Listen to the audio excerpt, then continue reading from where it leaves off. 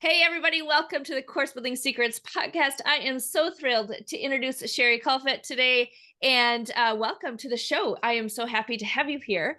Just to get us started, tell us a little bit about who you are, what your experience is, and what brings you here today. I would love to do that. And first of all, thank you for having me be here. I'm excited about our conversation. So, I have been in this crazy, topsy-turvy world of coaching consulting for over 20 years. Hard to say that out loud. And I absolutely love it. I love supporting women to share their gift and do it in a way that it gives them that freedom and flexibility. It's why most of us started our business, right? And gives them that freedom and flexibility to live their bucket list now and take their business with you. That's my big thing, is that we get to avoid waiting until someday and instead get clear on what our vision is for our business, and then, or excuse me, for our life, and then build our business to fit into that vision. So that's what I do all the time. I love supporting my clients to build a virtual business, because then of course it gives you more flexibility, right? And do it in a way that that generates the income that they want to live the lifestyle that they want to live.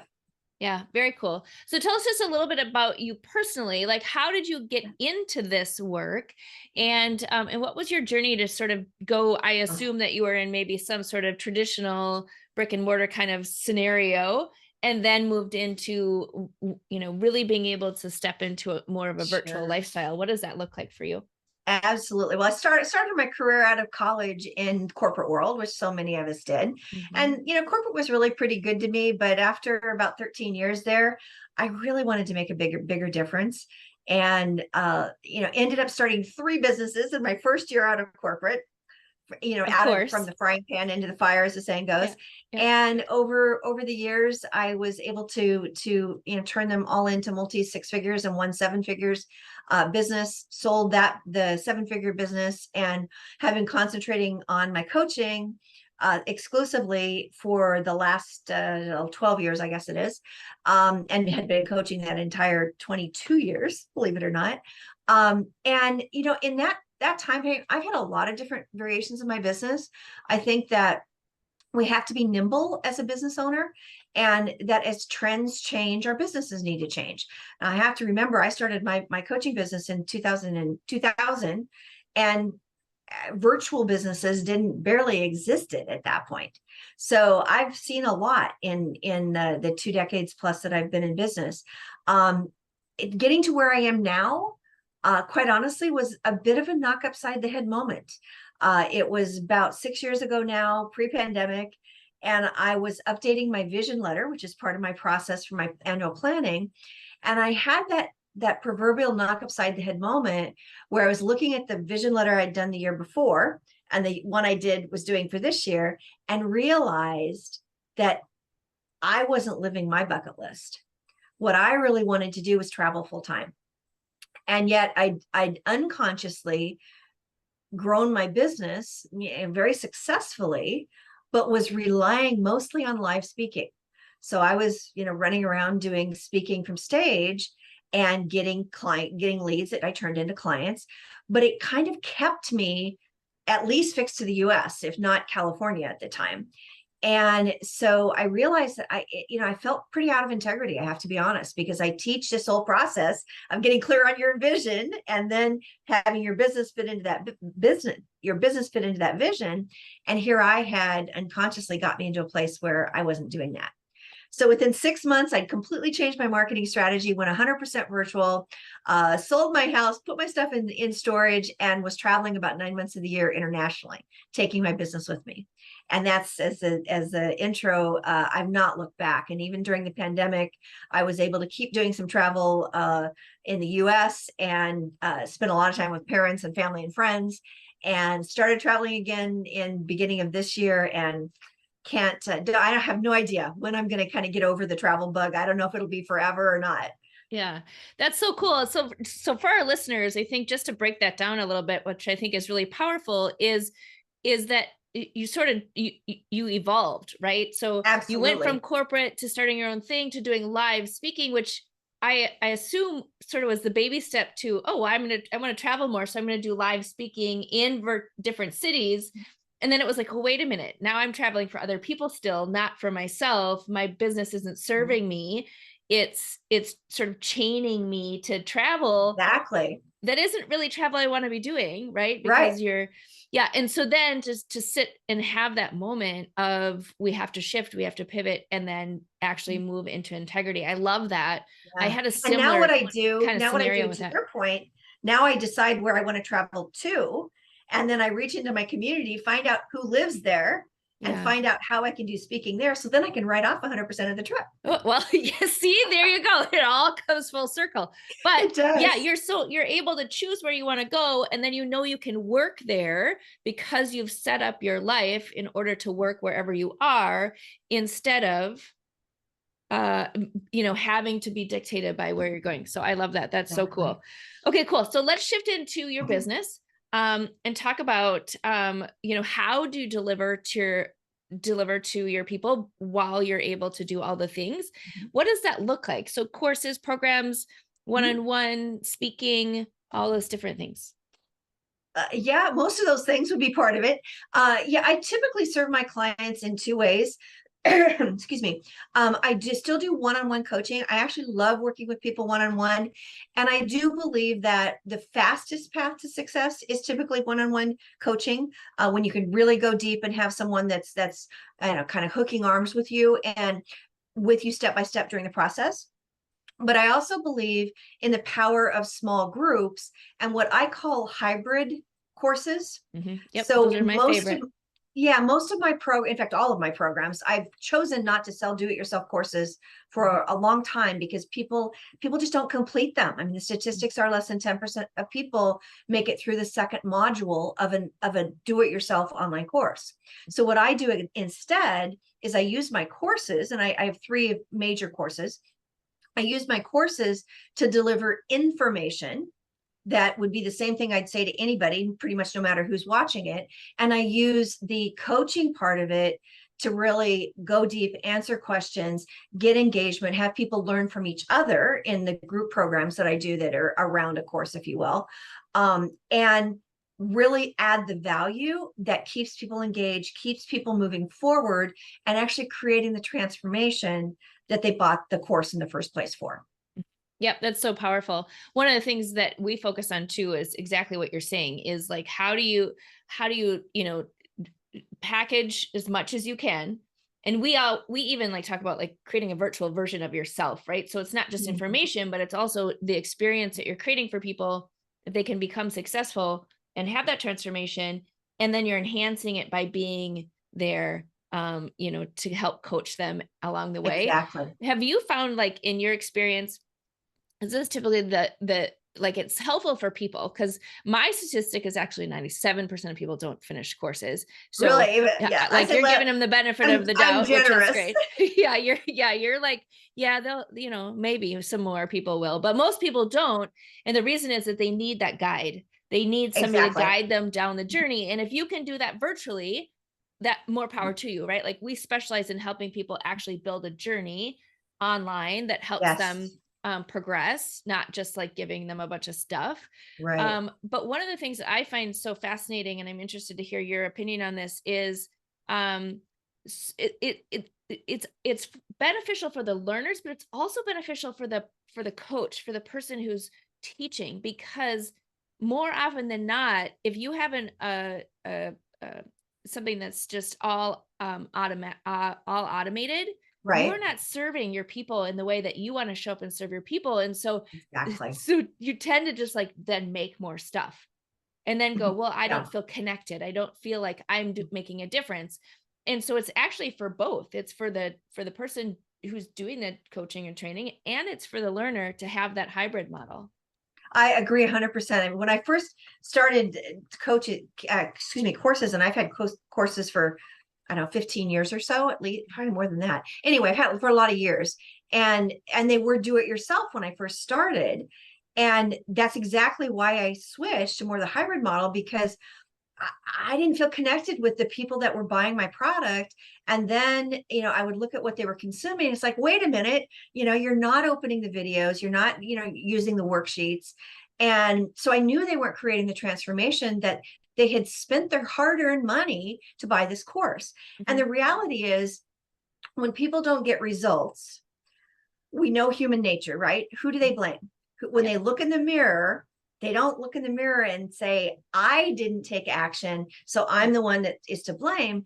Too often they actually blame who sold them the course. Yep. And And there's a so little that's another reason. responsibility there, right? Like there's a Yeah, little responsibility there from us to say, there like, is. how do we help Yeah. somebody get there? But yes, you're 100% right. And then do you find that, like, when you first were doing it that way, then you would just like poke in and like check in and like do all these Oh extra yeah. little things anyway because you're Which like, I takes don't. even more of your energy because Right. it's from a frustrated, almost Wait, anxious just energy, checking right? in. How's it Yeah, going? And they're like, exactly. what? Yeah. Like, yeah. The other thing that I would say too that was a big shift for me, and there's so much technology out there now that helps us around this, is adding things into our courses that encourage engagement and encourage forward progress. I have my courses on a platform that allows me to do reward points. Yep. And I have something I call rapid rewards. And so when people take action, they can collect points, and then they can turn those points into an extra call with me, or an invitation to a live event, or whatever different things they can use the reward points for. And people love to get those badges or reward points, right? So whatever you can do to encourage people to acknowledge them for taking action, first of all, and then have some kind of a way that they can see their progress, makes a huge difference. Checklists help with that too. I have a checklist on each of my modules, so when they check off the different things that they're completing, they feel that sense of accomplishment, because that's what stops people is they get into the course and they get stuck in some way, and there's not something there that's helping them through that obstacle. So they give up. And that's what we've got to Well, stop. As course creators, that's our responsibility to help them 100%, get through that. 100%. Well, and just like all of us, right? There's, this going on and this going on, and they may have great intentions, but if you don't have anything that's helping them progress, like exactly what you're talking about, then yeah, then they're like, oh yeah, I really need to get to that. I mean, I have courses like that I've bought, right? Oh, I really need to get to that. Yeah, And then I it do too. stays on the to-do list forever because I don't have time to get into it. And if you're, meeting with somebody and you know that you have to be prepared, then you tend to take a little bit more responsibility to get there because you don't want to let that other person down. Right. So, It's that accountability. We all need it. yeah. Very cool. Awesome. Okay, cool. So I have two questions for you. What would be, the first one is like, give us a tip, something that you see all the time that if only people would do that, then their course or their program would be so much better. Oh, if only people would do that. The reward system that I talked about would probably be one of them, making sure that they have some way to acknowledge people for making forward progress. And I think the second one we haven't talked about would be creating a sense of community. One of the things people like about group programs is that they don't feel like they're alone. And creating that group dynamic, people can learn so much from the questions other people ask, giving them that space to feel comfortable and confident that it's a safe space that they can ask any question and that they can learn from each other. It's just invaluable in terms of creating that forward momentum. Yep, for sure. Awesome. Okay, and then so if somebody's first starting out, okay, this is a two-parter. So if somebody's first starting out, like, how do you help them figure out like what to teach and what they should be doing in their course? That's the first part of the question. The second part of the question is, when should somebody start a course? Great questions. So what the approach I take in my business is I use what I call creating your genius roadmap. And your genius roadmap is simply a way for you to take out of your head onto at least virtual piece of paper, how you support your clients in solving the problem and creating the transformation that you promise them. So whatever your promise is, think of that as the end of the roadmap, if you will, the end of the road. and you getting clarity on what are the literal steps if it's more of a sequential process, or what are the pillars of success if it's not necessarily sequential, that make you unique in how you help people get to a specific end result. And the reality is we all have a process, whether or not we realize it. And I typically go through a process with clients where you're asking a lot of questions. It's like, think about your favorite client. What did you do with them first? And just having them get out of their head how they did work with that client to create that transformation. And when you do that for 2 or 3 one-on-one clients, or even in a group, how you work with them, you can get pretty clear on that. So that's the first thing. Then in terms of where you start, once you have that genius roadmap laid out, the approach I take is, now, where along that genius roadmap do you want to focus first on helping your clients create success? Are you wanting to create a course or a program, let's say, because we've kind of talked about the hybrid approach. Do you want to create a program where you help people get from A to Z on that entire genius roadmap? Or do you want to focus in first on a particular stop or pillar, if you're not in a sequential approach, on that genius roadmap? My genius roadmap is 5 steps, is fairly sequential. Most of my work focuses on the first 3 steps. And I do have, some go into the 4th and 5th step, but I really love to focus more on the first 3 steps, which are kind of pretty much from startup to multi 6 figures in your business. I have VIP clients I work with on leverage and scale, which are my 4th and 5th steps. But for the most part, I focus on those first 3 steps. Either is perfectly fine.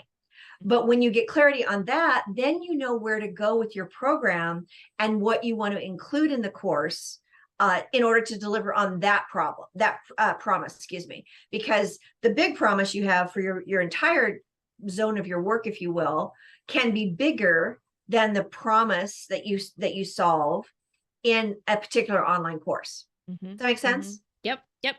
That's great. Yes, I love the roadmap. We talk about that all the time, is, what is the step from point A to point B? You don't just get into a car and drive. Exactly. Right. You've got There's to a lot of routes from LA to New York. Yeah. Yep. Exactly. Awesome. Okay. So then, when should somebody get started when they're kind of trying to package their expertise? I think that there's a perception out there that you can just go from, having an idea to packaging your expertise, but tell me a little bit about your philosophy around that, and when is the right time to do that? My philosophy is that as a newer coach or consultant, the best place to start is almost always, not always, but almost always with one-on-one clients. And the reason for that is multifold. The key reasons are, number one, it's the fastest path to cash, because when you're first starting out, you maybe don't have a list, you don't have a lot of people to draw from. It's a lot easier to have people say yes on a one-on-one basis, where you just talk to one person, ask them to work with you, and they say yes or no, than it is to get even a half dozen or a dozen people into a group program. So start with one-on-one, because it's easier to get some cash and that foundation going for you. It's also the greatest market research incubator that you can ask for. Because when you start working with those one-on-one clients, you in essence are implementing whatever section, if you will, of your genius roadmap that you promised them, either all of it or part of it. You're taking them through your process on a one-on-one basis. And you're going to learn from that what works really well, what maybe doesn't work as well, and what's missing. And so many people that jump into creating online courses, they literally go and they create the entire course before they even try to sell it, let alone deliver it. And what ends up happening is that when they do start delivering it, they realize, oh my gosh, I've missed this, and oh, this isn't working at all. And they end up redoing it all.